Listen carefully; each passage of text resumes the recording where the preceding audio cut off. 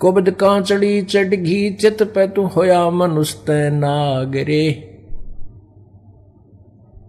अब सोजै नहीं सजन सुख सागर बिना प्रेम बैराग रे। अब वो व्यक्ति कह रहा था कि लड़का तो जाए लिया था, वो तो मर गया था, चलो मारा, और बाद उसके बाद जो रोना पीटना था वो भी हो लिया था, आँखों के आंसू भी समाप्त हो लिए थे रो रो कहने। अब जीवन कति निरस दिखाई देता, जैसे हम उसे अंधकार में घूम रहे हों। अब आपका ज्ञान सुनकर परमात्मा की महिमा से परिचित होने के बाद अपने मनुष्य जीवन के शेष जो समय है उसकी उमंग होगी कि वो नाश तो होना ही था और मेरे कर्म इससे भी बुरे थे, लेकिन अब उन पाप कर्मों को धोने का, साफ करने का, उनको समाप्त करने का तरीका मिल गया। और अब उमंग है जीने की, आशा है मालिक और जीवन दे तो भक्ति के लिए दे, तेरी भक्ति करता रहूं, नहीं तो इस जीवन का कोई चारम नहीं रहा था। पुण्यात्माओं, ये तो जो अब हम मान ले बालक हो आप, अब आपको जीवन का के उद्देश्य का पता लग गया, जीने की इच्छा जो है वो इसलिए बनी रहेगी कि आपकी भक्ति करने अधूरी ना रह जा। अब आपको एक न्यारी उमंग बनेगी जीने की, नहीं तो ये डरे ढोरे थे पशु जैसे, धंधे करे पढ़कर सोगे, तड़के करे दिन में धंधे करे रात में पढ़कर सोगे। किसी के पास दो पैसे हैं तो कितना बकवाद नाम ला गए, कितना होटला में जाकर बकवाद करे, घूटी छूटी लाओ हैं, और कितना राजनीति में फंसे बैठे रहेंगे, यानी मूल उद्देश्य को भूल करके अपना जीवन व्यर्थ कर जाते। इसलिए बताते हैं कि सूझे नहीं सजन सुख सागर बिना प्रेम बैराग रे।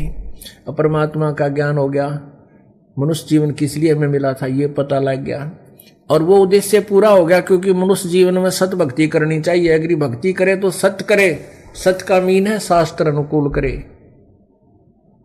पवित्र गीता जी अध्याय नंबर 16 के श्लोक नंबर 23 में कहा है कि शास्त्र विधि को त्याग कर जो मनमाना आचरण करते हैं, अर्थात अपने मनमानी पूजाएं करते हैं जो शास्त्र अनुकूल नहीं है, उनको ना तो कोई कार्य सिद्ध होता है उनका, ना कोई सिद्धि होती है, ना सुख होता है, ना उनकी गति होती है। और इन तीन वस्तुओं के लिए हम भक्ति करते हैं। फिर हमें मनुष्य जीवन का जो ज्ञान हो गया कि ये किस लिए हमें मिला था, परमात्मा की भक्ति करनी है और शास्त्र अनुकूल करनी है। और शास्त्र अनुकूल भक्ति करते हुए जो तुम्हें आनंद आएगा, जो खुशी होगी, फिर जब ये संसार छोड़कर हम जाएंगे तो हमें आगे जा करके पछताना नहीं पड़ेगा। ठीक है, परमात्मा ने जितना जीवन दिया है, और जब ये शरीर छूटेगा तो हमें पश्चाताप नहीं बनेगा, हमने ना ये मन में नहीं आएगी ईब के बनेगी, ये मन में कति नहीं आओगी कि अब क्या बनेगा आगे, नहीं। अब हमने जैसा हमारी सामर्थ्य थी, जितनी हमारी मेहनत हमने किया, जैसा भी भक्ति की, वो आगे हमें प्यार मिलेगा। अब हम खाली नहीं जा रहे।